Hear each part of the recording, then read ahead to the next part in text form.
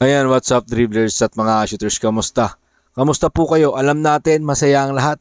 Iisa ang namumutawi sa puso't isipan, ang kasiyahan sa pag-uwi ng ating Gilas Pilipinas sa napakatagal na panahon at napakailap na gold medal dito po sa ating Asian Game. At ngayon, finally, naibalik na yung glory sa Philippine basketball at naibalik yan ng ating Gilas Pilipinas. Pinaghirapan po nila yan mga ka-shooters para maiuwi at maihatid sa ating mga kababayan, sa ating mga Gilas fans, etong gintong medalya na napakailap sa atin at ilang dekada na nating inaasam bago sila tumungo sa labang yan sa Jordan mga shooters. Pinaghandaan nila yan kahapon at pinagplanuhan at nakita naman natin yung excellent defense ng Gilas Pilipinas. Talagang sticky defense yung ginawa nila. Pinahirapan nila yung kupunan ng Jordan para maiuwi nila etong gold medal para sa atin mga shooters. Napakasaya ng bawat isa at alam natin na ito yung hangarin ng bawat isa sa atin mga shooters at napakagaling ng composure ng ating kupunan. No easy layup, no easy shot.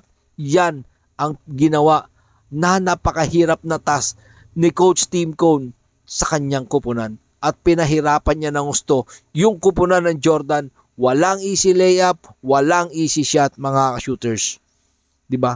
So napakahirap nung ginawa nila rito. Kahit nagkaroon sila mga shooters ng second quarter run, etong Jordan, 11 straight points for Jordan at lumamang pa po yan mga shooters. Lumamang pa sila. Pero natapos yung first half ng tabla po yung score, 31-31. Pero pagpasok ng third quarter, isa na namang adjustment ang ginawa ni Coach Tim Cone at patuloy ng nilamangan at hindi na pinaporma pa ang kupunan na itong Jordan mga shooters. At yun, kinuha nga nila ang panalo kontra po dyan. Bakit natin nagawang ipanalo etong laban na to? Mga ka-shooters, isa lang ang aking nakita rito. Yung excellent defense na ipinakita nila, yun yung nagdala ng gold medal sa atin. Imagine niyo mga shooters, 7 out of 31 shooting ang inabot ng Jordan, 'di ba? 7 sa 33 tira ang pumasok. Imaginein mo kung sa 33 na tira ng Jordan mga shooters, kalahati rito pumasok. Diba? Kalahati po ng 33 pumasok. Lamang pa po sila dyan. Galing po lahat yan sa outside mga shooters. Galing po lahat yan sa 3 points. Kung pumasok yung kalahati dyan, malamang sila ang umuwi ng gintong medalya.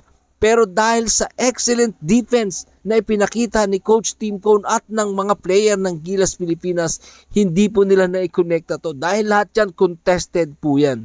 Ang hindi lang po contested dito mga shooters, mga 5 tira ng second quarter kung saan humabol nga po sila, 'di ba? Yung tira ni Ibrahim, tira nito ni Ronde Hollis Jefferson na open. Pero lahat po ng karamihang tirang sablay na to, yung 33 na sablay ng Jordan mga shooters, talaga naman pong contested po yan at hindi mahihirapan talaga silang ma-connecta sa basket yung ginawang depensa ni Coach Tim Cone dito.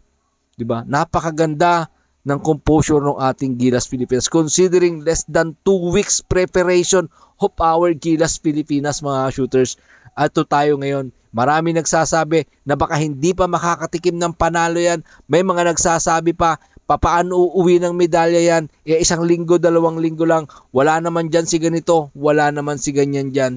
Ito po tayo ngayon mga shooters. Nagbubunyi ang ating buong sambayan ng Pilipinas dahil sa pagkapanalo ng ating Gilas Pilipinas ng gintong medalya after how many decades inuwi ni Coach Tim Cone at ng buong Gilas Pilipinas na nagsakripisyo para sa bayan at inuwi nga po natin ang gintong medalya. Napakataas ng expectation ng mga tao dito sa pagpasok ni Coach Tim Cone dito sa Gilas Pilipinas. Sobrang taas po ng expectation natin dyan. Imagine natin mga shooters ulit, 7 out of 33 shooting ang ginawa ng Jordan. Napakalupit na depensa ang ibinigay ni Coach Tim Cone dito sa kupunan ng Jordan. Kaya ito yung score, naging 70-60 in favor of our Gilas Pilipinas at nakuha natin yung maalat at matagal ng kampyonato, yung gold medal dito sa Asian Games. Marami pong salamat sa inyong panonood. Ano man po ang inyong gustong sabihin, pag-usapan po natin dyan sa comment section. Maraming salamat. Ingat and God bless. Adjourn. Laban Pilipinas. Puso.